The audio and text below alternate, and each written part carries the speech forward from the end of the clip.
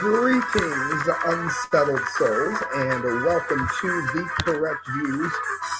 Sam I.B. Gangi of the Media Speaks, jumping in with today's news. The good thing about doing the show and having it net-based is that you can do it anywhere. I am at a friend's house, so I'm not in my studio. So if you were tuning in to see my pretty face, it's going to be shadowy. If I were you, I would just minimize it, listen to the news, clean your house, do whatever. And for those of you that did tune in for my pretty face. All right, guys, we actually have some serious news today. DailyCaller.com. Former Secretary of Defense Robert Gates. Odds are pretty high that Russia, China, and Iran accessed Hillary's server. Now, this is twofold, and I'll tell you why. First of all, do you realize that the reason China has nuclear missiles pointed at us now is because of secrets that were lost during Los Alamos, during the first reign of terror, which we knew as Bill Clinton. That's how they got the nuclear issues that we're looking at now. So it looks like a Clinton has once again let China get even more secrets. It doesn't say they're nuclear, but you get the point. Hopefully they're not. Also, Bernie Sanders was the one who said, well, I don't really care about an email scandal, and stuck up for her. Maybe you'll care about this, Mr. Sanders. Two great reasons not to vote for either one of them. Former Secretary of Defense Robert Gates says, I think the odds are pretty high. Countries like Iran, China, and Russia hacked Hillary Clinton's email server. Yeah, that would be the public server that was put in a guy's bathroom. He owned his own business. And the Secretary of State had her emails routed through a man who had the server in his bathroom. In an interview with Hugh Hewitt on Thursday, former CIA director said the Pentagon acknowledges that they get attacked about 100,000 times a day. Hewitt asked Gates, are you surprised by the news as it continues to come out about former Secretary of Hate server and the fact that the intelligence community's general has said that there are a lot of very highly classified information on the server? No, he said he was delighted. Don't you hate questions like that? Anyway, yeah, that concerns me, he said. I never used the email when I was head of the CIA or the head of the Department of Defense. And I used to joke that I didn't want to have some chief of station overseas email me and say he was going to do something if I didn't get back to him in 3 hours. And I would get back from a 5-hour hearing to discover that I was 2 hours late.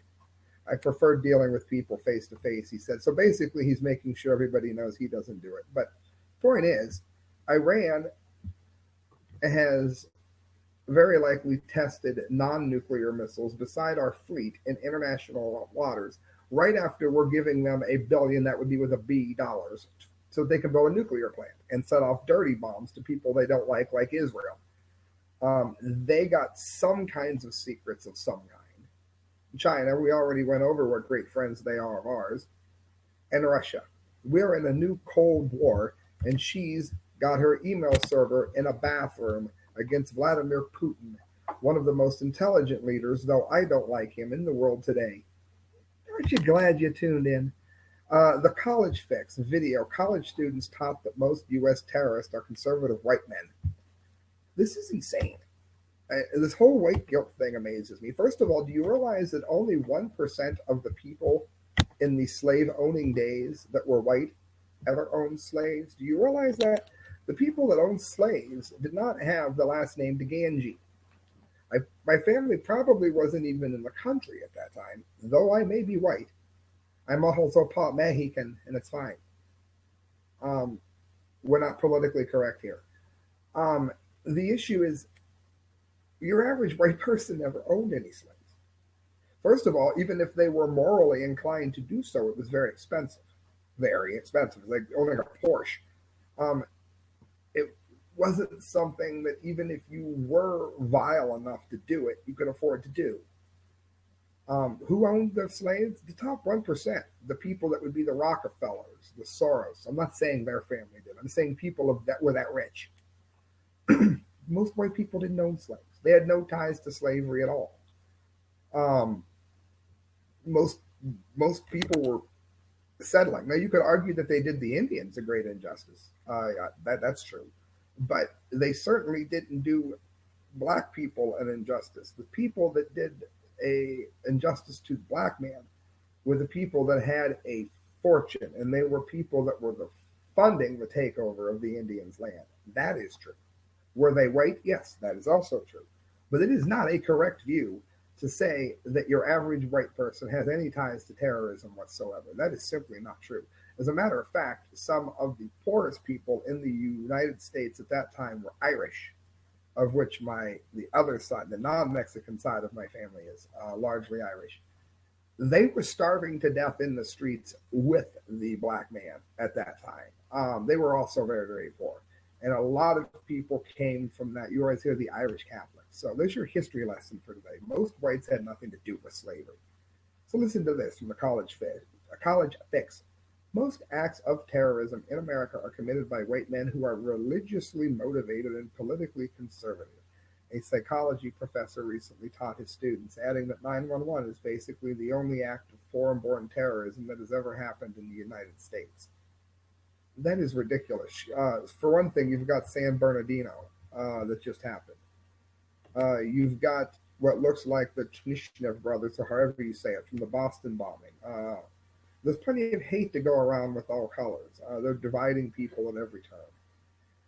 This boneheaded introduction of psychology lesson was given by Dr. Ross Avila, who should be fired, a lecturer at the University of Cali, Merced, who backed up this argument by telling his class about a white Christian man who shot up a Texas state house with an AK-47.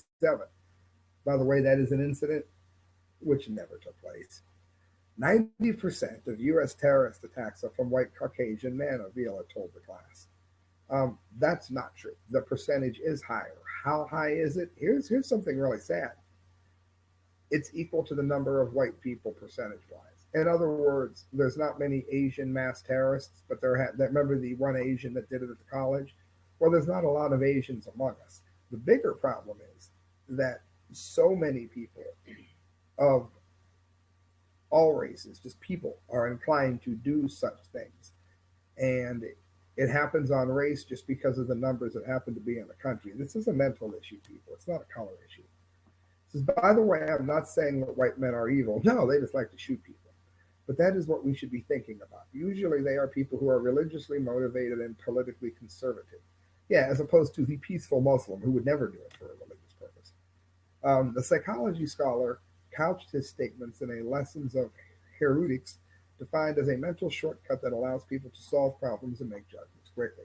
He essentially argued, it says, many Americans wrongly believe Muslims make up the vast majority of U.S. terrorists because they have not thought long and hard about the matter. No, there are not as many Muslims in the country as there are normal white people. I don't mean normal now. I just mean normal as in there's a lot of us. I don't mean it the other way. White people are the most common. Therefore, they're going to be the most common to do something stupid like this or hateful or whatever it is. It doesn't have anything to do with their religion. It's something in their heads. And they're trying to separate us by color, which is why I'm commentating on it today.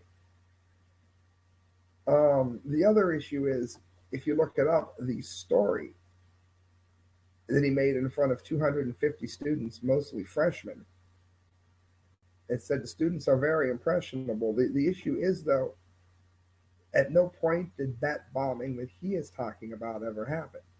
And in response, the author here names, you can find it in the article, he names in the Boston bombing of 2013 was not white.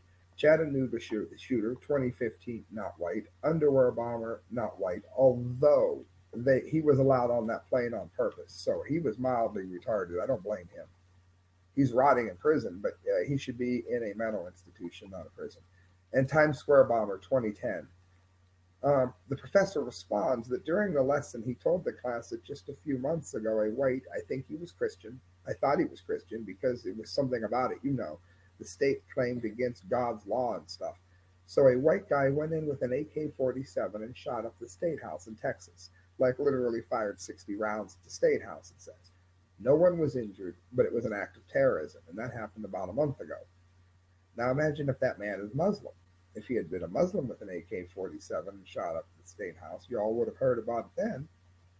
Well, as the author of this article notes, the Texas shooting Sorry, it never took place. Asked about the content in the lecture to the college fix, Avila said in an email that he actually meant a heavily armed man had stormed the Forsyth Community Courthouse in Georgia in 2014. I had gotten a few of the details wrong. A few of the details wrong. That's not the same story at all. This is divide and conquer. This is teaching the people that are going to college that it somehow matters what color you are or what religion you are. Because if you can argue about that, you can't argue about the fact that we're paying taxes for global warming, which isn't happening. You're not allowed to hear anything about that. No, you have to hate the black man. Or the white man, as it were. Kit Daniels' prison planet: Syrian refugees rape a 3-year-old boy in Norway. Now, friends,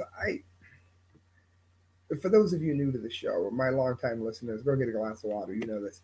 I'm libertarian. I have voted for Bob Barr. I have voted for Gary Johnson. I got to interview Gary Johnson's vice presidential running mate last cycle. Jim Gray was on my show for a half hour. Um, I'm libertarian at heart. I voted for Bush once and regretted it. Um, I voted for the first Bush when I was 18, but I didn't know what libertarianism was. I thought it was only DNR. I didn't know any better. Um, I voted for Brown twice. He's no longer with us, but he was a great libertarian. Rest in peace. That's it. I've never voted Democrat. I voted. Part of the reason I voted for Bush was I hated Bednarik. I just couldn't stand to listen to him before I'd have hung myself. But I have accepted Trump. He's a bit of an authoritarian, but I don't mind Trump so much. I wanted Rand Paul. I'm still going to vote for Rand Paul in the primary. But let's face it, friends, he's getting shellacked. It's not going to happen. This is not his year. Wasn't it Nixon's aide that told Ronald Reagan the first time Reagan ran? He said, "You'll be president one day, Ronald. For 1 year, Ronald, but it won't be this year." That might be the case with Rand. Let's face it, friends. Yes, I'm going to vote for him, but it's not going to happen. I don't even think he'll still be in the race by the time the Ohio primaries come. Yes, I said it. I'm sorry. Hit unsubscribe, but I'm telling you the truth. Police were tipped off on January 6th assault on Wednesday by a person calling from a telephone outside the forest. I'm going to try this once, friend. Aktinakatenvinbunturg Center, located in Stavanger, Norway's third largest city. That's not a name, that is an eye chart. For those of you that care, Akuttintnkvarting, you're welcome to do your impersonation. When Trump says he wants to go after ISIS, that does not mean that he is a warmonger. I'm not in favor of warmongering, but when you're dealing with this, you got to do something. It says, "We are investigating the case as if it's the worst thing that has happened. We are talking about the rape now of a child," Police Superintendent Bjorn Dahl told the Stavanger Aftenblad. "We have no suspects yet. After the attack, the boys were taken to a rape crisis center and then to a children's hospital, according to local media, who said the boy and his caretakers were later interviewed by police. Nearly 800 migrants are staying at the Forest Center, one of several in a far northern European country. Um, the problem here is you're dealing with a number of people that were raised to think it's okay to rape non-Muslim people, and they grew up literally not knowing any better. Do I think they should be allowed to stay? No. But I'm saying that you're dealing with people that should have never been allowed into the country unvetted. You can't. How many of you know when you arrived in Ellis Island back in the, what was it, 20s, 30s, whatever, you weren't ushered into New York. You were on Ellis Island for about a month. They made sure you didn't have certain illnesses that was going to infect and kill all of Manhattan, for instance. You didn't just walk off the boat onto Ellis Island with your backpack and go into the city. We've been vetting people forever, and suddenly now it's bad just to make sure you know who's in your own damn country. Or that they even know what your laws are. They've arrested people that don't know that it's wrong to rape someone. Do you understand that? They're just roaming around. In a similar incident, at least 15 Muslim migrants, 14 from Syria, and that's the New Year's rape that was happening. We reported on that already, so I won't sit through that grimness. Friends, I got 3 stories left to get to. I want to give a shout out to the people that have always stood by the show. And one of them would be Sticker Junkie. I'm lucky enough to have as a member on the Media Speaks, StickerJunkie.com's owner. His name's David Lake.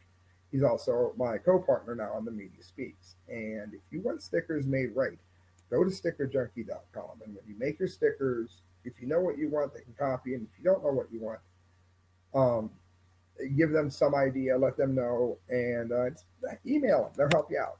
And let them know on your promo code on the way out. It's either the correct views or correct views. I'm not sure which one he has it listed as. Put that as your promo code, maybe both.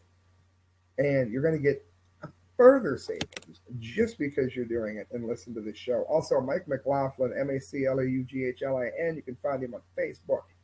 He's a political writer. He writes horror stories. He writes poetry. He writes a little bit of everything. And make sure you go there and let him know that you heard about it from Sam of the Correct Views. Friends, TechRepublic.com, the campaign against sex robots, raises red flag for violence and victimization. Calls for standards in sex bots. We talked about this when they were banning it in England. Nothing will make the sex bots sell better than if you try to ban it. I do wish I was by Fact Cam. This is a trip because they have like these erotic looking robots. And people are worried that now the robots are going to replace human interaction. If you ban them, then everybody's going to want to know. Let's face it, there are a large number of people. I don't really know if I'm one of them. I'll be dead honest with my listeners. I don't know. Curiosity may get the best of me. But there's going to be a lot of people when these take off that are going to have sex with these robots. It's just going to happen. I've never had sex with a blow-up doll, so maybe I won't have sex with the robot. Who knows? But they're going to come out, and they're going to happen. And it's going to be like the human cloning thing.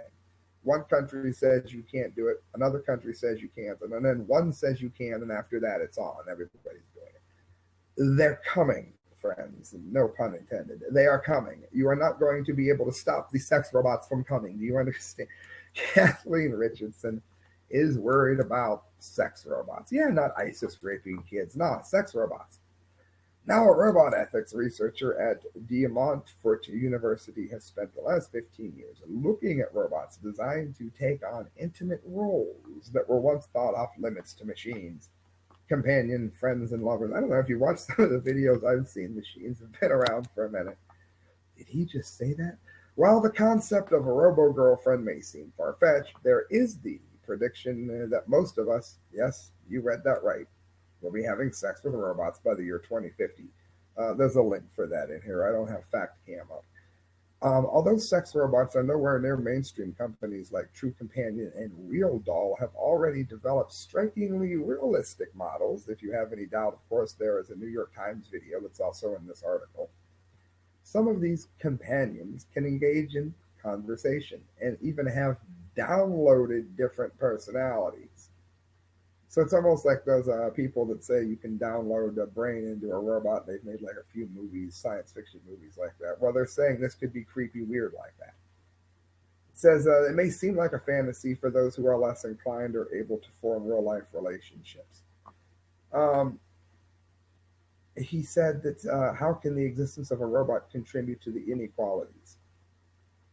Well, he worries that the asymmetrical balance of power between human sex bot is parallel to the real-world prostitute-John relationship, and that the robot, like a prostitute, becomes an object for purchase, and it will be exemplified, of course, onto women. Blah, blah. I promise you, it is not going to be just men. Now, we're pigs. We'll be first. They're going to make male robots, too, and do not think for a second that women will not use them, because I promise you they will.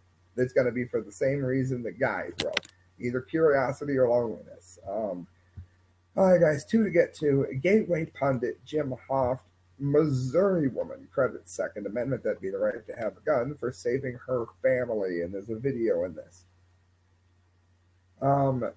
This is what she told Fox 2 Now, was from Fox 2 Now, I should say. A Missouri woman says it's a right to carry a gun saved her family's life last Sunday night.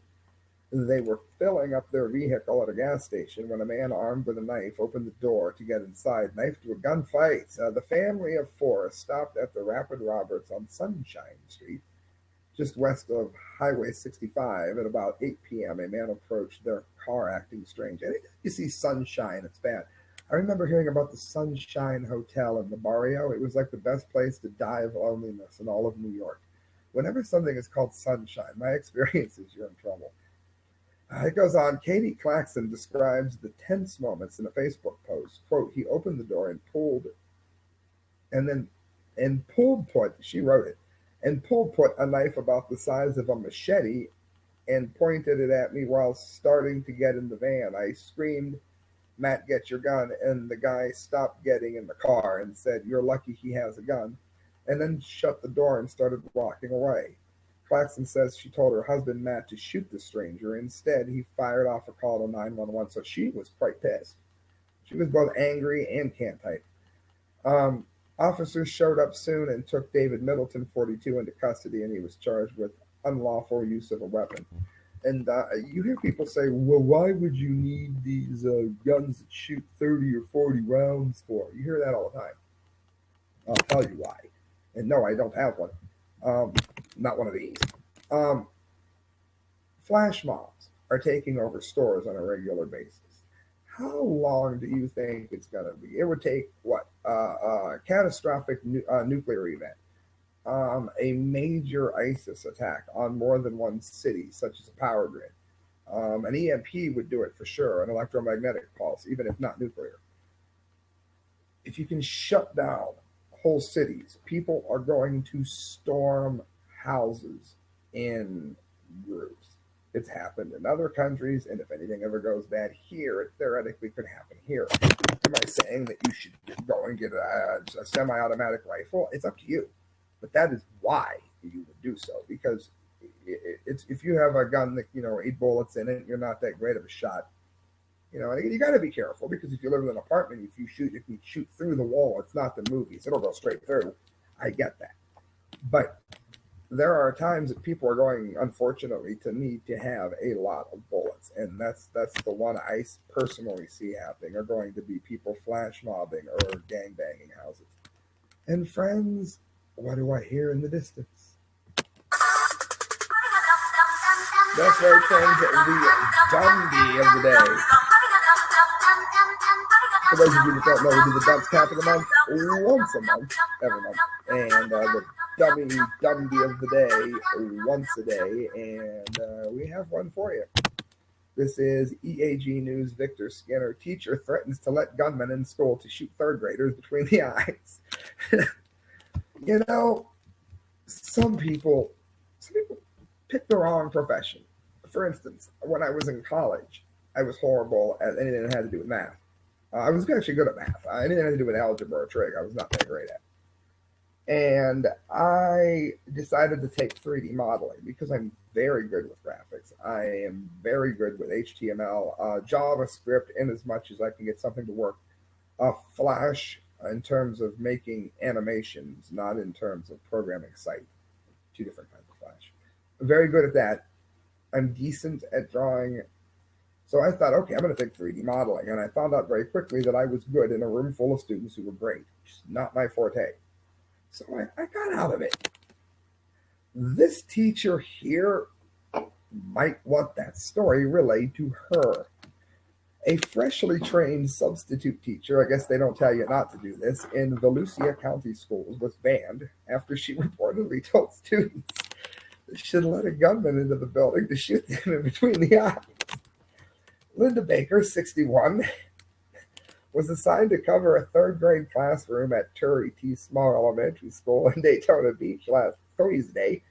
From her, it's the person here with me is like, you're going to hear it. She's not going to get through this without laughing. And neither am I, clearly.